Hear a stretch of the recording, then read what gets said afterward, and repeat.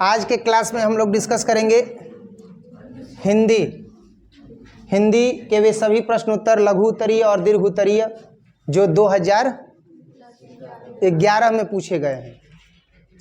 2011 में पूछे गए लघु उत्तरीय और दीर्घ उत्तरीय सभी प्रश्नों का जो है वो हल देखेंगे और ज़्यादा समय न लेते हुए सबसे पहला जो क्वेश्चन है वो देखेंगे। किन्हीं दो दीर्घ उत्तरीय प्रश्नों के उत्तर दें। सबसे पहले दीर्घ उत्तरीय को जो है वो हम देखेंगे और दीर्घ उत्तरीय प्रश्न जो होता है वो कितने नंबर का आता है? 5 नंबर का। 2 × 5 = 10। अगर 5 नंबर पर आपका कमांड हो तो आप क्या कीजिए कि जब कभी भी अगर हिंदी का पेपर आप दे रहे हो और 5 नंबर वाला आपको लग रहा है कि याद है तो उसको बाद के समय के लिए मत टालिए, उसको उसी समय लिख डालिए। समझ में आया? सीधे 5 नंबर का काम हो जाएगा। देखते हैं यहाँ पर जो है वो सबसे पहला प्रश्न ये है कि भगत सिंह ने कैसी मृत्यु को सुंदर कहा है? वे आत्महत्या को कायरता कहते हैं और इस संबंध में उनके विचारों को स्पष्ट करें। भाई भगत सिंह क्रांतिकारी विचारधारा के, लेकिन वह कहते हैं कि आत्महत्या करना जो है वो कायरता है। आत्महत्या करना क्या है? कायरता है। वह कहते हैं कि देश को आज़ाद कराने के लिए, देश को आज़ादी दिलाने के लिए अगर कर्तव्य पथ पर, अगर आंदोलन पथ पर, अगर लिए गए निर्णय के लिए संघर्ष झेलते हुए मृत्यु प्राप्त हो जाए तो वह मृत्यु अच्छी है। लेकिन अगर केवल और केवल उन यातनाओं से भी अगर मृत्यु हो जाए जो देश को आज़ादी दिलाने के लिए प्रयत्न करने पर जेल कारावास में मिल रही है तो भी वह मृत्यु अच्छी है आत्महत्या करने के बजाय। आत्महत्या को इन्होंने सबसे बड़ा पाप कहा है। किसने कहा है? भगत सिंह जी ने। देखेंगे तो भगत सिंह के अनुसार कष्ट सहकर एक विशिष्ट और सर्वव्यापी आंदोलन करना महान कार्य है। विवृतियों, दुखों, कष्टों और चिंताओं का सहन करते हुए देश के लिए शहीद हो जाना अर्थात मृत्यु को वर्ण करना एक सुंदर मृत्यु है। साथ ही साथ विपत्तियां मनुष्य को पूर्ण बनाने वाली होती हैं, उससे विचलित नहीं होना चाहिए। उन्हें धैर्यपूर्वक उस दिन की प्रतीक्षा करनी चाहिए जिस दिन हमारी कुर्बानी फलीभूत होगी। विपत्तियां जो होती हैं वह आदमी को डगमगाने के लिए आती हैं, लेकिन उसे इंतजार करना चाहिए कि दी गई कुर्बानी जो है वह किस दिन फलीभूत होगी, किस दिन उसका फल मिलेगा। हमें शहादत को गले लगाना चाहिए। वह दिन हमारे लिए अत्यंत गौरवशाली एवं महत्वपूर्ण होगा जिस दिन हमें मृत्यु दंड दिया जाएगा। ऐसी मृत्यु सुंदर होगी। आत्महत्या पलायनवाद है। यदि हम अपने संकल्प से विचलित हो जाएं, यदि हम अपने संकल्प से पीछे हो जाएं तो अपने असफलताओं से निराश हो जाते हैं तथा आत्महत्या कर लेते हैं। जब हम संकल्प लेते हैं कोई भी कार्य करने का और उस संकल्प को पूरा नहीं कर पाते हैं, इसका मतलब कि हम अपने कर्तव्य पथ से क्या हो गए? विमुख हो गए, अडिग हो गए। अडिग होने का मतलब कि अडिग हो गए मतलब कहने का यह है कि अडिग नहीं हो पाए, यानी कि कार्य हम बढ़िया से नहीं कर पाए और परिणाम को हम प्राप्त नहीं कर पाए। तो ऐसी स्थिति में मनुष्य जो है वो आत्महत्या करता है। साथ ही साथ ये कहते हैं कि यह हमारी कायरता ही कही जाएगी कि हम अपनी असफलताओं से निराश होकर के मृत्यु को वर्ण कर लें अर्थात आत्महत्या कर लें। ये कहते हैं कि वह बहुत कम समय के भीतर मर जाएंगे क्योंकि स्वतंत्रता संग्राम के संघर्ष में उन्होंने अपनी संपूर्ण ऊर्जा झोंक दी थी। राष्ट्रभक्ति का जज्बा उनकी रग रग में व्याप्त था। यहाँ पर भगत सिंह जी कहते हैं कि उनकी मृत्यु बहुत जल्द ही हो जाएगी और ऐसा इसलिए कहते हैं कि उन्होंने अपनी समस्त ऊर्जा को ही राष्ट्रीय व्यापक आंदोलन में क्या कर दिया था? झोंक दिया था। और ये कहते हैं कि मेरी मृत्यु जो है वह बहुत जल्द ही हो जाएगी। राष्ट्रभक्ति का जज्बा उनकी रग रग में व्याप्त था, अतः उनका यह सोचना स्वाभाविक था कि उनकी मृत्यु कम समय में होने का सुझाव दिया। वे आत्महत्या कायर व्यक्तियों का कार्य मानते हैं, यानी आत्महत्या को क्या मानते हैं? कायर व्यक्तियों का कार्य मानते हैं। अतः उनके विचार में यदि हम मरने से डरते नहीं तो हंसते हंसते देश सेवा में सूली पर चढ़ जाना और मृत्यु का वर्ण कर लेना चाहिए। यही जो है वह अच्छी मृत्यु होती है। लेकिन यही हमारा जो है वो आदर्श भी होना चाहिए कि हम अपने कर्तव्य पथ पर जो है वो कर्म करते हुए क्या हो जाएं? मृत्यु को प्राप्त हो जाएं, मृत्यु को वर्ण कर लें। यही सच्ची जो है वह क्या होगी? तो मृत्यु होगी।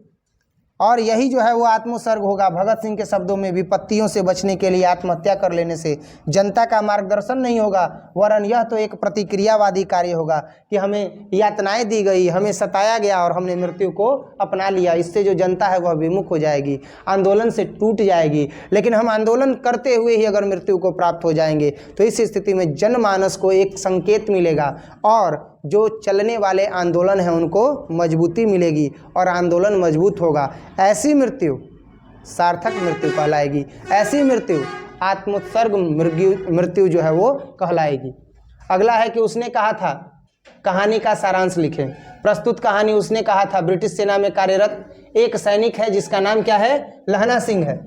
कार्यरत फौजी की कहानी है। ब्रिटिश फौज के सिख रेजिमेंट में एक जमादार लहना सिंह के अपूर्व शौर्य और एक सैनिक की महत्वाकांक्षी और मनोदशा स्थिति को जो है वह इस कहानी के द्वारा अभिव्यक्त किया गया है, जहां पर लहना सिंह अपने बचपन की एक प्रियतमा के कहने पर उसके पति और उसके बेटे की रक्षा करते हुए अपने प्राणों की आहुति दे देता है। यहाँ पर यही बताना है कि यह कहानी अदम्य साहस का परिचय कराती है और इस कहानी में पंडित चंद्रधर शर्मा गुलेरी जी ने सजीव चित्रण किया है। 12 वर्ष की आयु में किशोरावस्था में लहना सिंह अपने मामा के यहाँ आया था। उसकी भेंट एक 8 वर्ष की बालिका से दुकान पर होती है और वह भी अपने मामा के घर आई हुई थी। इस बीच उसकी मुलाकात उस लड़की से प्रायः बाजार में हो जाया करती थी। वह उससे पूछ बैठता था कि उसकी शादी पक्की हो गई है या नहीं। उत्तर में लड़की जो है वो शर्मा कर धत कहती थी और कह करके चली जाती थी। एक दिन उसके पूछने पर उस लड़की ने कहा कि कल 1 दिन पहले ही उसकी जो है वो सगाई हो गई। यह सुनकर वह काफ़ी जो है वह दुखी हुआ था, उद्विग्न हो उठा था। कालांतर में लहना सिंह ब्रिटिश फौज के सिख रेजिमेंट में भर्ती हो गया था। कालांतर में मतलब कि कुछ समय के बाद ही जो है वह लहना सिंह ब्रिटिश फौज में जो है वह भर्ती हो गया। बीच में वह छुट्टी लेकर घर आया हुआ था और जब वह घर आया हुआ था तो लड़ाई पर जाते समय वह सूबेदार हजारा सिंह के घर पर रुका। और ये सूबेदार हजारा सिंह कौन थे? तो सूबेदार हजारा सिंह उसके जो है वो सूबेदार थे, उसके सुपीरियर थे, यानी उसके जो है वह कौन थे? ऑफिसर थे। लेकिन जब वह वहाँ पर जाता है तो देखता है कि 8 साल की वह बच्ची जिससे वह मिला हुआ है, वह प्रियतमा उसकी, जिसको वह चिढ़ाया करता था कि तेरी कुड़माई हो गई है, अब वह धत कह के शर्मा करके भाग जाया करती थी, वो लड़की उसी घर में है। उसका वो पुत्र भी हो गया है। वह उसे एक ही नज़र में पहचान लेती है और यह भी उसे पहचान लेता है। तो देखते हैं यहाँ पर, तो यहाँ पर जो है वो बताया गया कि सूबेदार की पत्नी ने उससे आग्रह किया कि उसके पति एवं एकमात्र पुत्र जो सिख रेजिमेंट में कार्यरत है उनकी सुरक्षा का विशेष ध्यान रखेगा। युद्ध क्षेत्र में लहना सिंह ने अद्वितीय शौर्य का परिचय दिया, शत्रुओं की जर्मन सेना के आक्रमण को निष्फल कर दिया एवं अपने साथियों के सहयोग से बड़ी संख्या में उन्हें मार गिराया, हताहत किया, किंतु स्वयं भी गंभीर रूप से घायल हो गया। सूबेदार को भी गोली लगी थी। डॉक्टरों की राहत टीम के आने पर जमादार स्वयं जाकर जमादार एवं अन्य लोगों को गाड़ी पर भिजवा दिया। वह आत्मसंतोष गर्वित था। अंतकाल में जब वह देखा तो अंत समय में जो है वह आत्मगर्वित था, क्योंकि उसने जो वादा किया था अपनी प्रियतमा से अर्थात सूबेदारिन से, उसको उसने क्या कर दिया था? पूरा कर दिया था। उसके पति को और उसके बेटे को जो है वह सुरक्षित पहुंचा दिया था युद्ध क्षेत्र से बहुत दूर। और अंतिम समय में वह आत्मसंतोष से गर्वित था। उसने जमादार की पत्नी द्वारा किए गए आग्रह एवं दिए गए वचन का भी अच्छी तरह पालन किया और अंततः उसका प्राणांत हो गया, अर्थात अंततः उसने मृत्यु को प्राप्त कर लिया। अब इसके बाद जो है वो अगला प्रश्न देखेंगे और वो है कि उषा कविता का जो है वो भावार्थ लिखें।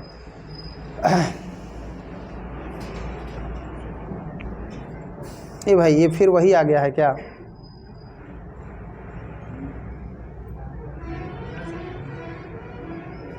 देखेंगे आगे, है ना, ये वही क्वेश्चन आ गया है। अथवा देखेंगे।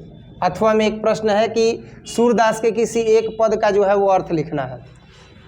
तम चुर खग होर सुनहु बोलत बनराई, रंभाती गो खरिकानी में बछरा हितदाई, है ना।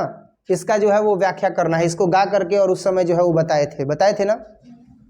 अब यहाँ पर जो है वो हम देखेंगे कि प्रस्तुत पंक्तियाँ सूरदास के सूर सागर से ली गई हैं और इन पंक्तियों में कवि सूरदास कृष्ण को जगाने की बात करते हुए कहते हैं कि हे कृष्ण, मुर्गे तथा अन्य पशु पक्षियों का कोलाहल जो है वह हो रहा है और बाड़ों में गायें जो है वो रंभाने लगी हैं और बछड़ों के लिए दौड़ रही हैं। हे कृष्ण जागिए, जागिए ब्रजराज कुंवर, है ना, जागिए ब्रजराज कुंवर से जो है ये कविता शुरू की गई है कि यहाँ कवि प्राकृतिक वातावरण कृष्ण को दिखलाते हैं और कहते हैं कि प्रकृति के सबसे नज़दीक सानिध्य में पशु पक्षी हैं और प्रकृति हर एक आहट उन्हें सजग करती है। और इस प्रकार से यह स्पष्ट होता है कि सुबह की बेला हो गई है, तो हे ब्रज कुंवर आप क्या कीजिए, जगिए।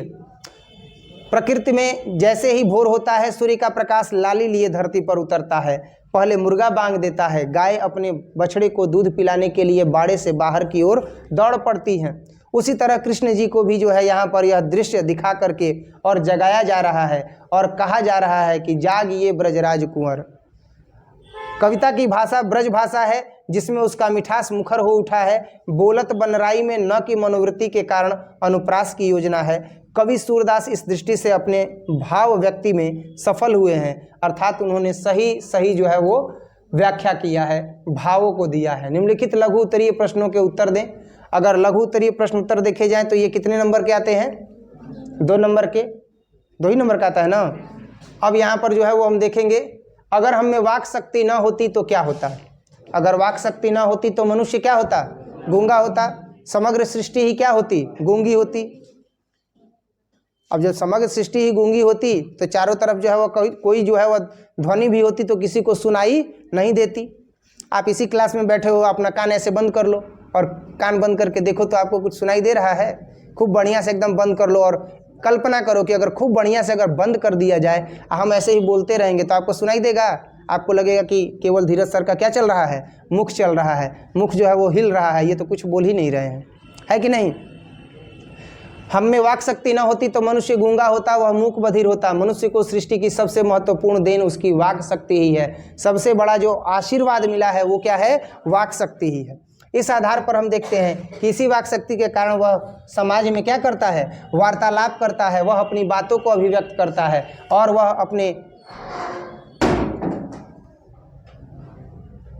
अपनी बातों को अभिव्यक्त करता है। यह ईश्वरीय अनमोल की दी हुई कीर्ति है। ईश्वरीय अनमोल की दी हुई कीर्ति का मतलब कि यह ईश्वरीय आशीर्वाद है कि मनुष्य बोल पाता है। समझ में आया? मनुष्य बोल पाता है, यह ईश्वर का क्या है? आशीर्वाद है। ईश्वरीय अनमोल की दी हुई कीर्ति है। यदि हम में इस वाक शक्ति का अभाव होता तो हम पशुओं की भांति होते। पशुओं की भांति होते अर्थात हमारा जीवन किस प्रकार होता? पशुओं की भांति होता। जो सुख दुख हम इंद्रियों के कारण अनुभव करते हैं, वह वाक शक्ति न रहने के कारण हम कभी कह ही नहीं पाते कि हम सुख में हैं कि दुख में हैं। जैसे एक जीव अगर दुखी रहता है, चोट लग जाता है तो रोते रहता है, बाद में देखते हैं कि भाई गैया के आँख में काहे लोर गिरता, तो भाई कुछ भइल बा का, नहीं मिल पाता है। अंत में देखते हैं कि उसके खुर में जो है वो पिल्लू पड़ गया है। तब न समझ में आता है कि भैया वो पीड़ा में है, उसके खुर में जो है वो कीड़ा पड़ गया है घाव होकर के, इसीलिए न रो रही है, तो उसका उपचार कराया जाता है। इसी तरह का हाल हमारा भी हो जाता अगर वाक शक्ति नहीं होती। हमको तो थोड़ा सा पेट में दर्द होता है तो हम कहते हैं कि पेट में क्या हो रहा है? दर्द हो रहा है। अब जानवर के पेट में दर्द होगा तो वो कहेगा? वो चुपचाप बैठा रहेगा, रोएगा।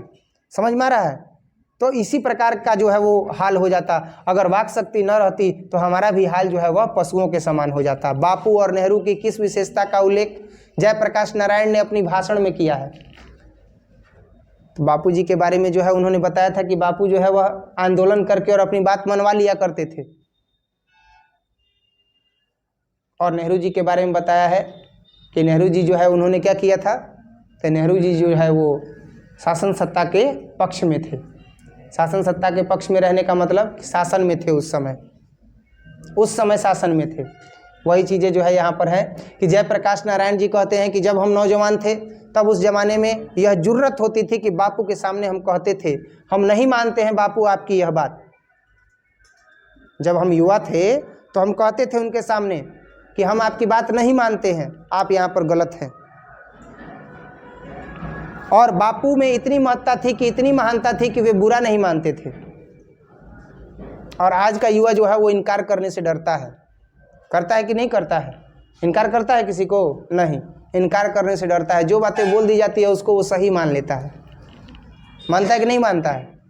मान लो कोई कहे कि धीरज सर गुंडा लेके आए हमारा कोचिंग में, तो वहाँ का पढ़ने वाला बच्चा ये नहीं कहेगा कि सर सीसीटीवी कैमरा है ना आपके पास, तो सीसीटीवी कैमरा में हमको दिखाइए तो कहाँ धीरज सर आए थे गुंडा बन के, कहाँ जो है वो गुंडों को लेकर के आए थे, 10 गो 12 गो लड़कों को लेकर के आ गए थे आपके कोचिंग में।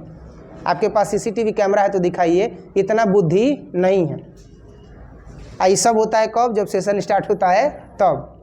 खैर जो भी हो, लेकिन उस समय ये कहते हैं जयप्रकाश नारायण जी कि हम लोग बापू से, महात्मा गांधी जी से कह देते थे कि बापू हम आपकी यह बात नहीं मानते हैं। और बापू इतने महान कि वह बुरा भी नहीं मानते थे, फिर भी बुलाकर हमें प्रेम से समझाना चाहते थे, समझाते भी थे। जेपी कहते हैं कि जवाहरलाल नेहरू मुझे मानते बहुत थे, मैं उनका बड़ा आदर और प्रेम करता था। परंतु उनकी कटु आलोचना भी करता था, उनमें बड़प्पन था, अक्सर उन्होंने हमारी आलोचनाओं का बुरा नहीं माना। उनके साथ जो मतभेद था वह पर राष्ट्र की नीतियों को लेकर के था। पर राष्ट्र को की नीतियों को लेकर के मतलब कि अन्य देशों से जो नीतियां थी उनको लेकर के था, क्योंकि यह शासन सत्ता में थे, क्योंकि यह किस में थे, शासन सत्ता में थे, उस समय संभाल रहे थे। तो पर राष्ट्र को लेकर के जो नीतियां बनाई गई थी उसके लिए मेरा मतभेद उनसे था, मेरा उनसे कोई व्यक्तिगत मतभेद नहीं था। मालती के घर का वातावरण कैसा था? रोज अध्याय से ये प्रश्न लिया गया है कि मालती के घर का वातावरण कैसा था। तो मालती के घर का वातावरण बहुत ही व्यस्त था। वह सुबह से लेकर के रात के 11 बजे तक काम ही काम किया करती थी, लगता था कि बेचारी मशीन है। देखेंगे मालती के घर का वातावरण उबाऊ जीवन का आभास देता है। अतिथि का स्वागत वह औपचारिक एवं यंत्रवत ढंग से करती है, अर्थात किसी हाव भाव के साथ नहीं। जैसे यंत्र चलता है वैसे ही गई, पानी दी, मीठा दी, पानी पी ली, थोड़ा बहुत बोली और इसके बाद बस यंत्रवत जो है वो क्या करती है, स्वागत करती है। उसके जीवन में कोई उत्साह, उत्सुकता या जिज्ञासा नहीं है। 2 वर्षों के वैवाहिक जीवन में उसका व्यक्तित्व बुझ गया है। बहुत सी स्त्रियां होती हैं जिनका व्यक्तित्व बुझ जाता है, बहुत सी स्त्रियां होती हैं जिनका व्यक्तित्व बुझ जाता है, मतलब उनके जो सपने होते हैं वो दबे कुचले रह जाते हैं। नहीं तो जब पढ़ती हैं लिखती हैं तो उनको लगता है कि मुझे पढ़ लिख करके ये चीज़ अचीव करना है, ये चीज़ प्राप्त कर लेना है, सफलता की इस श्रेणी में हमें अगले पायदान पर होना है। लेकिन जब वैवाहिक जीवन हो जाता है तो वह अपने आप को दबा हुआ महसूस करती है और इसमें उसके पारिवारिक जनों का भी सहयोग होता है। वो कहते हैं कि तुम्हें अब किसी चीज़ की कोई टेंशन लेने की कोई ज़रूरत नहीं है, हम हैं ना, हम सब करेंगे। तो उसी प्रकार से उसका व्यक्तित्व भी बुझ गया है। पूरे दिन काम करना, बच्चे की देखभाल तथा पति के घर लौटने का इंतजार करना, मानो इतने में ही उसका जीवन सिमट गया है। अगला प्रश्न है कि तुलसी सीधे राम से न कह करके सीता से क्यों कहलवाना चाहते हैं? सीता से क्यों कहलवाना चाहते हैं? वह सीधे राम से न कह करके सीता से क्यों कहलवाना चाहते हैं? जवाब है इसका कि तुलसीदास संभवतः सीता से इसलिए कहलवाना चाहते हैं क्योंकि सीता जी सशक्त ढंग से उनकी बातों को भगवान श्री राम के समक्ष रख देंगी और भगवान श्री राम के सामने जो है वह रखेंगी। और किसी व्यक्ति से उनकी पत्नी के माध्यम से काम कराना अधिक आसान होता है और ऐसा अक्सर देखा जाता है। इसीलिए वह भी माता सीता से जो है वह अपनी बात कहलवाना चाहते हैं। उनको अपनी बातें स्वयं राम के समक्ष रखने का जो है वह साहस नहीं हो रहा है। तुलसी ने सीता जी को माँ माना है तथा अनेक बार माँ कह करके संबोधित किया है। तुलसी जी ने सीता जी को क्या कहा है? माँ कहा है और अनेक बार माँ कह करके संबोधित किया है। अतः माता सीता द्वारा अपनी बातें राम के समक्ष रखना ही उन्होंने उचित समझा है। नाभादास ने छप्पई में कबीर की किन विशेषताओं का उल्लेख किया है? छप्पई कविता में कबीर की किन विशेषताओं का जो है वह उल्लेख किया गया है? तो इसका जवाब देखेंगे कि महाकवि नाभादास ने अपनी छप्पई कविता में कबीर की निम्नलिखित विशेषताओं का जो है वह उल्लेख किया है। वो विशेषता क्या है भाई? विशेषता गायब कर दी है क्या यहाँ से? हैं? वाह भाई वाह, ऐसे ऐसे जो है वो टाइपिस्ट है।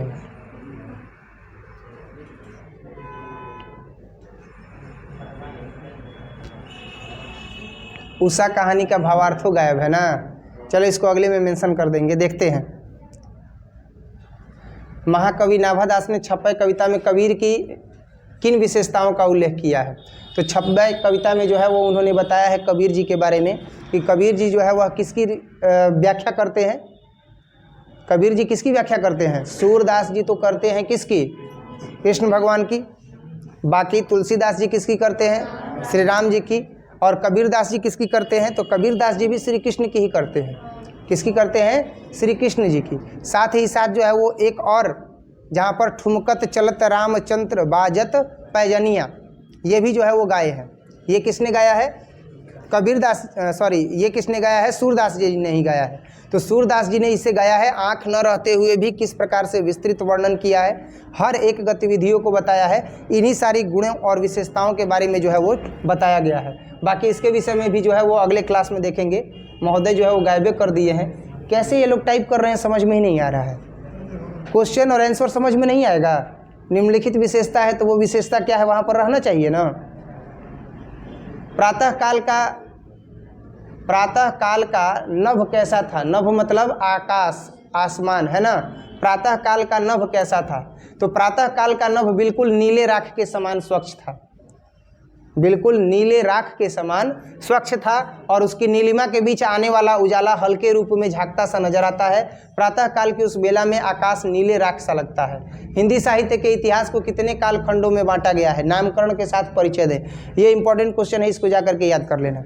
समझ में आया? हिंदी साहित्य के इतिहास को कितने काल खंडों में बांटा गया है। हिंदी साहित्य का इतिहास भारतीय जनता के एक सहस्त्र अथवा सहस्राधिक वर्षों की चिंतन धारा का इतिहास है। इसमें अनेक वर्षों के एकांतर के बाद अनेक तरह की सोच के जो है वो कवि आए हैं, अनेक तरह की सोच के जो है वह लेखक आए हैं, और इस वजह से इसमें अलग अलग विचारधारा जो है वह जुड़ने वाली देखी गई है। जीवन धारा को मोड़ने वाली सामाजिक, धार्मिक, राजनीतिक तथा आर्थिक परिस्थितियों का प्रभाव साहित्य पर निश्चित रूप से पड़ता है। इसी दृष्टि संकेत के आधार पर आचार्य शुक्ल ने हिंदी साहित्य के इतिहास को 4 कालखंडों में विभाजित किया है। पहला है वीरगाथा काल, जो 1050 से 1375 तक है। इसके बाद है पूर्व मध्यकाल, भक्ति काल संवत 1375 से 1700 तक है, और उत्तर मध्यकाल या रीतिकाल। इसके बाद जो है चौथा है आधुनिक काल, जिसे गद्य काल कहते हैं, 1700 से 1900 ईस्वी तक, और 1900 से अब तक यह चला आ रहा है। चूँकि काल विभाजन साहित्य इतिहास लेखकों के समक्ष एक समस्या बनी हुई थी, तो इसीलिए उसके कार्य के आधार पर कि कौन सा कार्य कब किया गया, अगर भक्ति का कार्य है, यानी भक्ति से लेखनी से संबंधित अगर कार्य है तो वो भक्ति काल में गया। अगर निबंध से लेखन है तो वह किस में आया, गद्य काल में आया। कहानी से अगर लेखनी से संबंधित है तो किस में आया, गद्य काल में आया। एकांकी से अगर संबंधित है तो किस में आया, गद्य काल में आया। तो ये एक समस्या बनी हुई थी, जिसको देखते हुए आचार्य रामचंद्र शुक्ल ने पहल वैज्ञानिक विभाजन प्रस्तुत किया, और यही 4 भाग में जो है वो बांटा। वीरगाथा काल, पूर्व मध्य काल, भक्ति काल, उत्तर मध्य काल, आधुनिक काल और गद्य काल, है ना। इसी को जो है वो 4 भागों में बांट दिया। जायसी तथा सूरदास का साहित्यिक परिचय दे। जायसी लेखक जो है वो मलिक मोहम्मद जायसी का जन्म लगभग 1492 ईस्वी में जायस, अमेठी, उत्तर प्रदेश में हुआ था, और इनके पिता का नाम मलिक शेख ममरेज था। बचपन से ही लेखक मृदुभाषी, तपस्वी और संभावत संत थे। चेचक हो जाने के कारण इनका जो है वह सुंदर रूप तो नहीं था, बल्कि वह बाईं आंख और कान से भी क्या हो गए थे, वंचित हो गए थे, और बचपन में ही अनाथ हो जाने के कारण वे बाल्यकाल से ही साधु फकीरों के सानिध्य में, उनकी संगत में भ्रमण कर रहे थे। जायस में रहते आरंभिक काल में हुए उन्होंने कुछ समय किसानी भी किया था, किंतु स्वभाव से संत होने के कारण शेष जीवन फकीर के रूप में उन्होंने गुजारा, और इनका निधन अनुमानतः 1548 ईस्वी में हो गया था। लेखक मलिक मोहम्मद जायसी की मुख्य रचनाएं पद्मावत है, अखरावट, आखिरी कलाम, चित्ररेखा, कहरनाम, मसला और मसलनामा आदि। इसके अतिरिक्त चंपावत, होलीनामा, इतराविरत आदि भी जो है इनकी रचनाएं हैं। इनकी रचनाएं जो है, जो ऑप्शनल में जो दिया गया है ना, वो आप देखिएगा। बाकी उन ऑप्शनल से भी कुछ याद करके और यहाँ पर लिखें तो बढ़िया रहेगा। इसके बाद जो है वह तुलसीदास जी के बारे में बताना है। तुलसीदास जी के बारे में पिछले क्लास में भी जो है वो बताए थे, तुलसीदास जी के बारे में। तुलसीदास जी का संवत काल क्या रहा है। इसके आगे जो है तुलसीदास, सूरदास, भावदास, है ना, नाभादास, इन सब के बारे में जो है वो बताया गया है। इसी वजह से उसको यहाँ पर मेंशन नहीं किया गया है। बाकी इसमें कुछ त्रुटि है, एक बार जो है वो हम बात करेंगे जो टाइप कर रहे हैं कि आखिर इतना त्रुटि क्यों हो रहा है। जब क्वेश्चन है तो उसका आंसर होना चाहिए। 2 क्वेश्चन जो है छप्पे का जो है वो यहाँ पर सारांश नहीं है। बाकी इस वीडियो में बस इतना ही। इसके आगे जो है वो हम लोग देखेंगे अगले क्लास में। वीडियो अच्छा लगा हो तो वीडियो को लाइक करें। मिलते हैं अगले वीडियो में, तब तक के लिए जय हिंद।